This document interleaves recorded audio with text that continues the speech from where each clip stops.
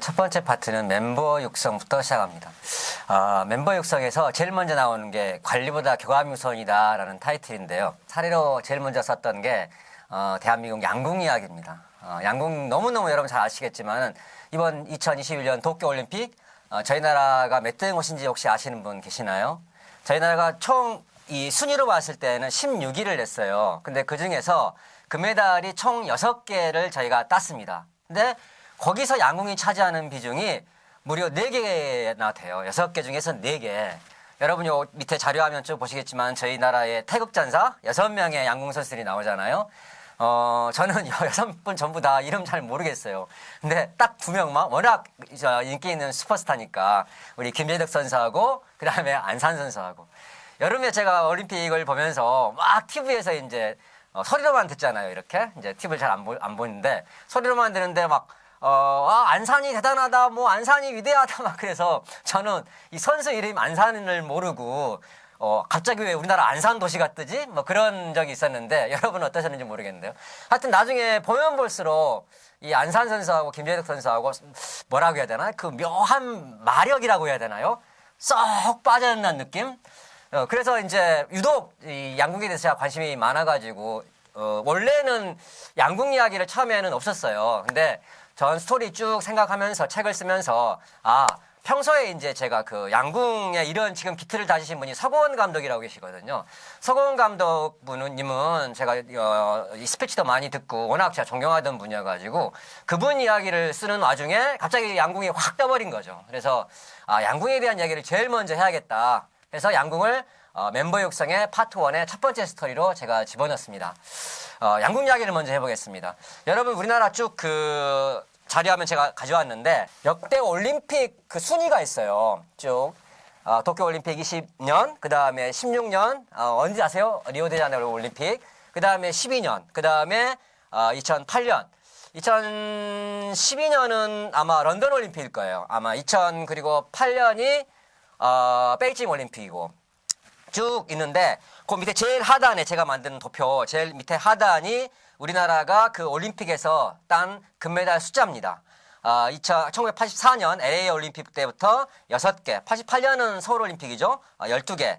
그 다음에 92년 바르셀로나 올림픽. 우리 황영조 선수가 이 마라톤에서 금메달 땄던 바르셀로나 올림픽에선 12개. 그 다음에 96년 애틀란타 올림픽, 그 다음에 2000년 시드니 올림픽. 그래서 쭉 밑에 좌리 하단에 보면은 이게 올림픽 저희가 금메달 딴 숫자인데 그 위에 보면은 양궁이 차지한 금메달 이 박스가 있어요. 색깔이. 쭉 보면은 예를 들면은 2016년도 리오데자 올림픽에서는 양궁이 차지한 숫자가 9개. 총 9개 중에 양궁이 4개. 그러니까 한 50%. 그리고 이제 이번에 도쿄 올림픽에서는 총 6개 중에 4개. 이번 도쿄올림픽이 유독 많이 땄죠. 6개 중에 4개면은, 확률 퍼센트로 보면은. 근데 쭉 과거에 쭉 저희가 양궁이 딴 금메달 숫자를 보잖아요. 그러면은, 얼추 어바웃으로 한 50%는 된단 말이에요. 그러면은 뭐예요? 제가 알기로는 올림픽에서 지금 뭐 한 100가지 종목이, 100 몇 개의 올림픽 메달이 달려있는 걸로 알고 있는데, 그 중에, 우리나라 선수들 다 출전해가지고, 메달, 금메달 따기가 하늘의 별 따기잖아요. 겨우 한 10개 전후. 근데 양궁은 항상 50%를 차지했어요, 50%. 그 비결이 뭐냐. 이제 이 대목에서 이 서고원 감독님 이야기를 제가 하지 않을 수가 없는 겁니다. 흑백 사진 제가 좀 이렇게 약간 그 운치를 좀 살려보려고 일부러 흑백 사진을 가져와 봤어요. 여기 보면은 우리나라 양궁 86년도 아시안게임 때부터 이 서고원 감독님이 이 국가대표 양궁 감독이 되시는데 우리나라 양궁의 이 위대한 스토리는 이때부터 시작이 됩니다. 쭉 88년부터 아까 그 올림픽 보면은 아까 그 전 화면 보면은요. 88년도 올림픽 때 우리가 12개의 금메달 중에 3개의 금메달이 양궁에서 나오잖아요. 이때부터 쭉 이제 양궁의 신화가 시작되는 거죠. 자, 이분이 틀을 만들어 놓은 거예요. 양궁의 틀을. 어떤 틀을 만들어 놨느냐? 서고원 감독의 선수 육성 5원칙이라는 게 있습니다. 제일 첫 번째부터 제가 말씀을 드리고 싶은데 첫 번째가 매니지먼트보다 교감이 우선이다라는 말을 항상 입에 달고 다녀요. 무슨 말이냐? 우리가 뭔가 서로 간에 이렇게 좀 친해야지 뭔가 교감이라고 하잖아요. 서로 간에 어떤 생각을 갖고 있고 그 정도의 우리가 그 릴레이션십 뭔가 서로 간의 관계 형성이 돼야지. 그 다음에 야, 너 뭐 그렇게 하면 되겠어? 그 다음에 야, 너 그렇게 하는 게 좋겠어. 이런 어드바이징이라든지, 그 다음에 또 좀 더 나아가지고는 피드백이라든지, 그 다음에 좀 더 뭐 이렇게 좀 한 단계 나아간다 그러면은 지적이라는 표현을 쓰기도 하는데, 이게 우리가 서로 간의 신뢰관계, 인간관계 형성이 돼야지 그 다음에 이게 해도 문제가 없는 거거든요.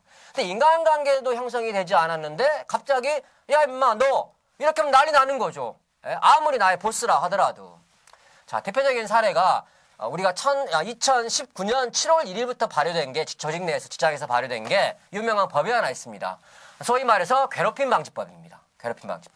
옛날에는 우리가 위에 뭐 팀장 있고 부하 직원 있고 그다음에 상사 있으면 상사, 부하, 선배, 후배 있으면은 야, 임마 뭐 이렇게 이런 방송에 쓰면 안 되겠지만 막 이렇게 해도 되고 그다음에 뭐 심지어는 이 얼차려도 시키고 옛날 이야기지만 뭐 그냥 빌비jes어요. 조직 생활 하다 보면 선배가 그러면 그런갑다.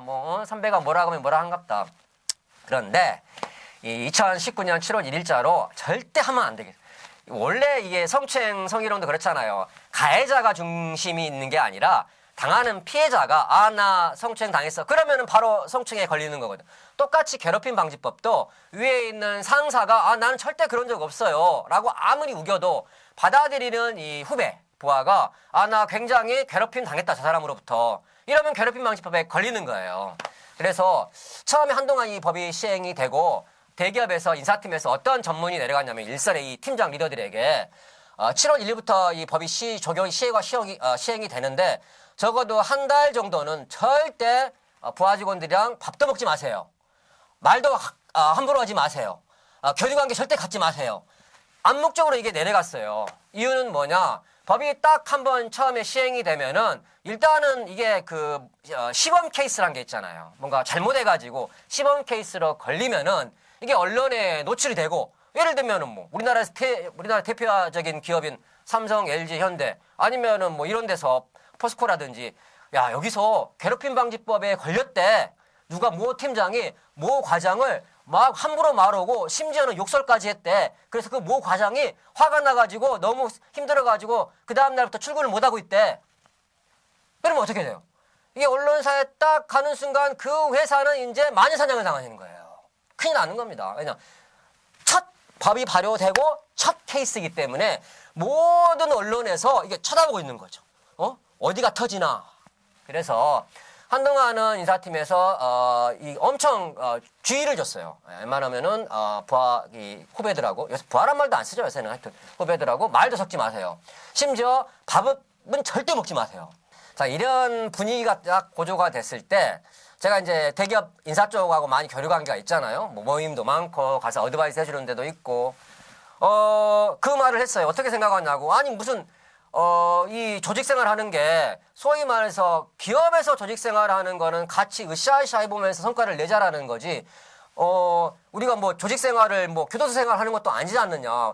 답답한 분위기에서 암울한 분위기에서 삭막한 분위기에서 드라이한 분위기에서 뭐가 나오겠느냐. 그랬거든요. 근데 딱 그때 현장에 있는 우리 그 매니저들이 저한테 딱 이 말 한마디를 하더라고요. 대표님, 그거요. 서로 간에 교감이 형성이 안 됐을 때 이야기지. 생각을 해보세요. 서로 간에 대면대면 사이에 그런 상황에서 아무리 내가 상사라고 해서 그 친구한테 야, 손가락질하고 너 임마 뭐라 하고 그러면은 그 친구가 얼마나 자존심 상하겠어요. 그러면은 이제 뭐가 이슈가 되고 문제가 되는 거겠죠. 근데 우리가 소위 말해서 밑에 있는 같이 일하는 멤버들한테 야, 임마 하는 거는 어떻게 보면은 애정이 반, 그 다음에 그 친구가 잘 됐으면 하는 희망사항 반, 그 다음에 그 말 오가는 그 내용 안에 컨텐츠의 뉘앙스를 서로 안다라는 거예요. 그래서 전혀 저희는 그런 거 문제가 서로 간에 조직 내에 관계 형성이 충분히 돼 있다? 라고 하면은 저는 문제될 거는 없다고 생각하는데요. 라고 다들 그렇게 이야기를 하는 거예요. 이거를 어떻게 보면은 서거원 감독은 미리 알고 있었다는 거죠. 우리가 그 선수 아무리 감독하고 선수 사이라 하더라도 지금 체육계에서 엄청 말이 많잖아요. 막 뭐 폭력이네 뭐네 뭐 아직도 고쳐지지 않는 근데 양궁은 전혀 없잖아요. 모든 스포츠를 통틀어가지고. 이유가 뭐냐? 좀 우리나라 그 체육계에 계신 분들이 이 서거원 감독의 이 코칭 스타일을 좀 배웠으면 관리, 매니지먼트, 지도, 지시 하기 전에 얼만큼 그 선수와 감독 사이에 소위 말해서 코치 사이에 유대관계, 저 사람이 진심으로 나를 잘 되기를 바라서 저렇게 하시는구나. 그리고 윗사람은 윗사람대로 저 친구가 진짜 잘 됐으면 좋겠다. 근데 그러한 서로 간의 교감이라고 해야 되나요? 그런 교감이 토대니까 서로 간의 신뢰 형성이 안 된 상태에서는 이게 사실은 받아들이는 쪽이 부당하게 생각하는 거죠. 자, 이게 첫 번째고요. 두 번째는 뭐든지 수치입니다. 수치. 서건 감독이 말씀하시는 게 반드시 수치로 된 목표를 줘야 한다. 우리가 그러면은 체육계에서 우리가 소위 말해서 이제 점수, 스코어 올리는 거는 가능한 일이지만 그러면은 서로 간에 유대관계 형성되는 거라든지 아니면은 조직 내에서 유대관계 형성되는 거라든지 아니면 조직 내에서 뭔가 조직에서 공헌한다든지 이런 거를 행동한다든지 이런 걸 어떻게 수치로 합니까? 사례가 하나 있는데 서건 감독님이 하시는 말씀이에요. 뭐든지 수치로 해야지 목표가 수립이 된다. 심지어는 선수촌에 선수들이 들어오잖아요. 그러면은 청결도, 그러니까 방마다 이렇게 깨끗하게 해라. 보통은 이렇게 이야기죠. 깨끗하게 써라. 환경이 중요하다. 근데 이분은 각 그 선수들끼리 각 방마다 청결도 상호 체킹. 진짜 조직에서 하는 거와 똑같이 하는 거예요. 일반 회사에서. 상호 체킹 해가지고 지난주에는 5점 만점에 3.2 청결도였는데 이 방이 이번 주에 3.2였으면은 다음 주에는 목표를 3.5로 가져가자. 뭐 이런 식의. 그래서 뭐든지 수치로 된 목표를 줘야 한다. 그렇게 말씀을 하셨다더라고요. 세 번째가 아주 대박입니다. 심성이 안 좋은 친구는 조직을 망친다. 제일 베이직이 기본이 심성입니다. 아무리 실력이 좋고 능력이 좋아도 심성이 안 되면은 안 돼요. 심성이. 그런 친구들로 채워져야 됩니다. 그리고 네 번째는 자신의 생각을 자유롭게 이야기하자. 이건 이제 커뮤니케이션 조직에서 많이 필요한 거고요. 다섯 번째는 기본기. 자, 그래서 제가 그러면은 과연 이러한 서건 감독처럼 훌륭하신 코치, 훌륭하신 리더로 차 있으면 얼마나 좋겠어요. 근데 그렇지 않잖아요. 자, 그러면은 조금 약간 성향이 난폭한, 성향이 자기 마음대로인 사람들이 조직을 이끌었을 때 어떤 패단이 생기느냐? 굉장히 따끈따끈하면서도 의미심장한 논문이 하나 있길래 제가 그 책에 한번 실어봤습니다. 그 책에 한번 실어봤고요. 결과가 어떻게 나오느냐? 실험을 했어요. 이 교수님이 남가주 대학의 서던 캘리포니아 대학의 조나단 페스트 교수라는 분인데 실험을 했어요. 사람들을 한 100명 모아놓고 결과가 궁금하다. 책을 보시면 됩니다. 몇 페이지에 있습니까? 파트 멤버 육성의 첫 번째 파트입니다. 그래서 이게 22가지 실용 기술 제가 썼잖아요. 부제를. 첫 번째 실용 기술입니다.